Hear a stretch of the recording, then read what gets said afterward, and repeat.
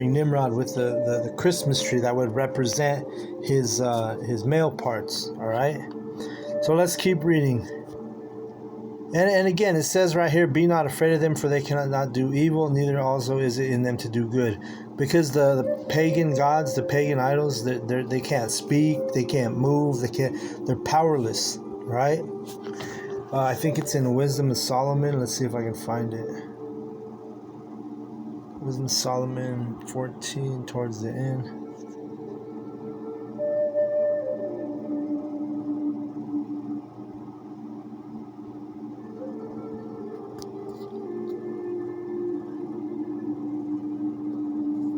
Okay, we'll start at, well, we can start at,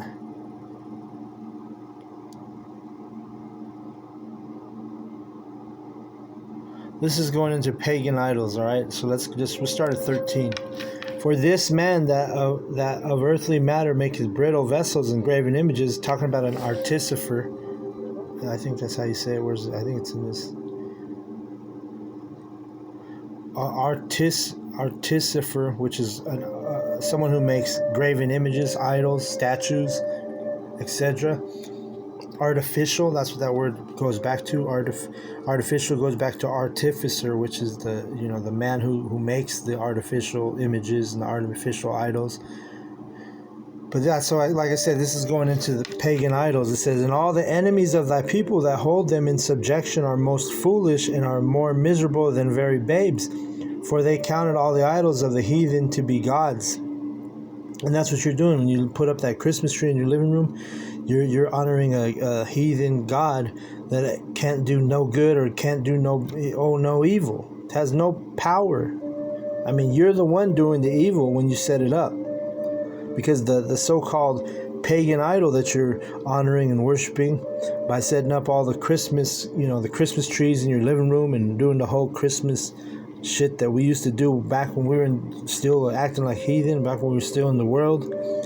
Those gods, those idols, they have no power to nothing. That's what it goes on to say, "Which neither have the use of eyes to see." So those idols, they can't see shit. "Nor noses to draw breath, nor ears to hear, nor fingers of hands to handle. And as for their feet, they are as slow to go." And so that's what it is. They don't even have they don't have ears to hear. So if you pray into a fucking idol, how's an idol going to hear your prayer? They have no power. You want to sing Christmas hymns and shit like that to honor the pagan god, or you honoring or worshiping what they call the white Jesus Christ? He's got no ears. There's no such thing, right? It's made up. All right. And for the simple ones out there, let me explain. The Messiah is real, but his name was not Jesus Christ. His name is Yahweh Shai. All right, the son of Yahweh, the son of God, as you say. That's Yahweh Shai. He's real, yes. The scriptures are real, but the one that the Edomites created during the times of the Renaissance, and it goes back to origin stories of ancient Egypt, Tammuz, right? Look into that story. But those made up gods, they don't have ears to hear. They don't have fingers to handle. And as for their feet, they are slow to go. I mean, they can't move. "For man made them, and he that borrowed his own spirit fashioned them. But no man can make a god like unto himself, for being mortal he worketh a dead thing and with wicked hands." See, so who's the wicked one? The wicked one is the artificer that made the idol. All right? "For he himself is better than the things which he worshipeth, whereas he lived once, but they never."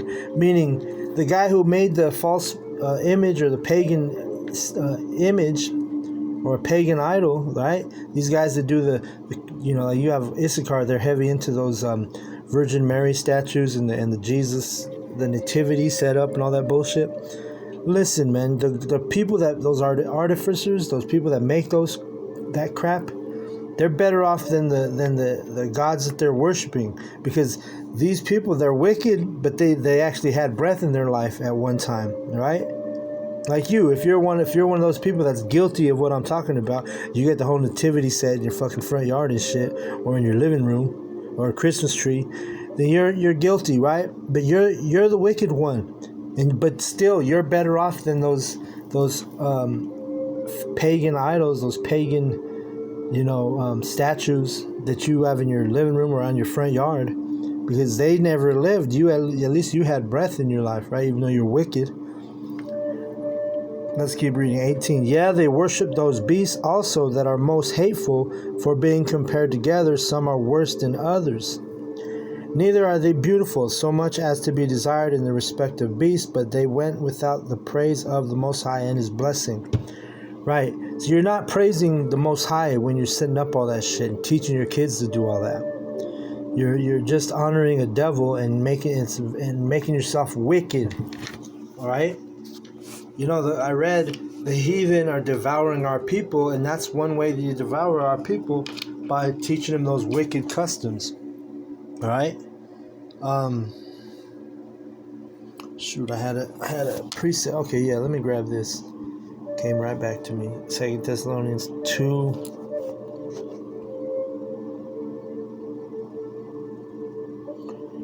And I'm just gonna read this because the point is in verse 11, but I'm gonna start at 9.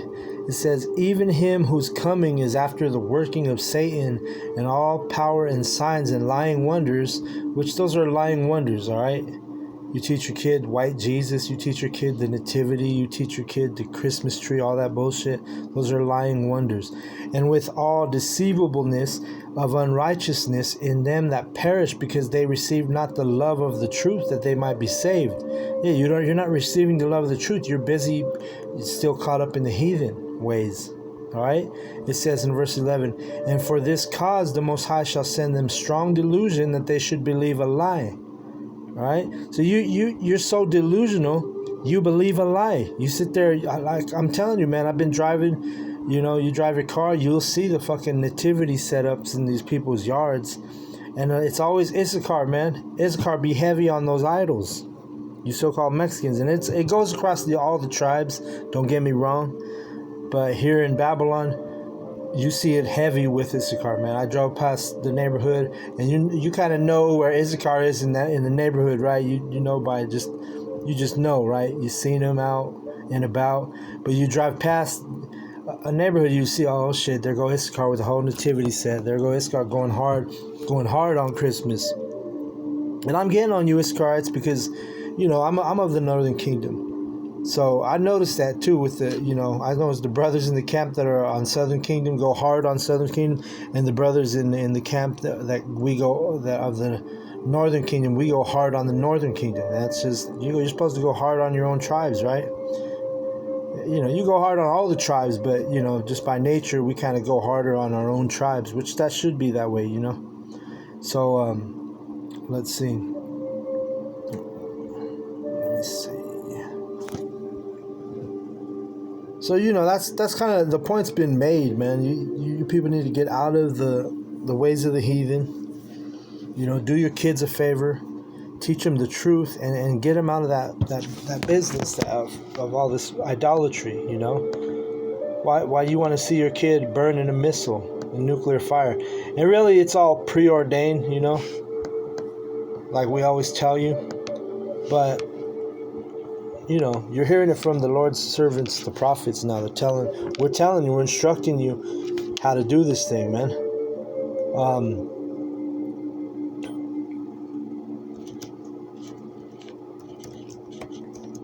Let's just grab this. I'll close out on this. Revelation 18:4 says, and I heard another voice from heaven saying, come out of her, my people, that ye be not partakers of her sins, and that ye receive not of her plagues. For her sins have reached unto heaven, and the Most High hath remembered her iniquities. Okay? This is talking about Babylon, America. You're supposed to come out of Babylon spiritually. And that includes stop doing the whole Christmas thing. Stop learning the ways of the heathen. we're in 2024. The prophets have been on the scene for a while now, and we're rebuking our people. So it's time for our people to dummy up, So I'm going to go ahead and close out on that. I want to give all the praise, all the glory, all the honor unto Yahweh, Baal Hashem, Yahweh Shai, Baal Hashem, Rakah Kudash. Double honors goes out to the other apostles of Great Millstone for teaching me the truth. Also want to acknowledge all the Akim who are pushing the truth with sincerity throughout the four corners of the earth. Shalom to the elect.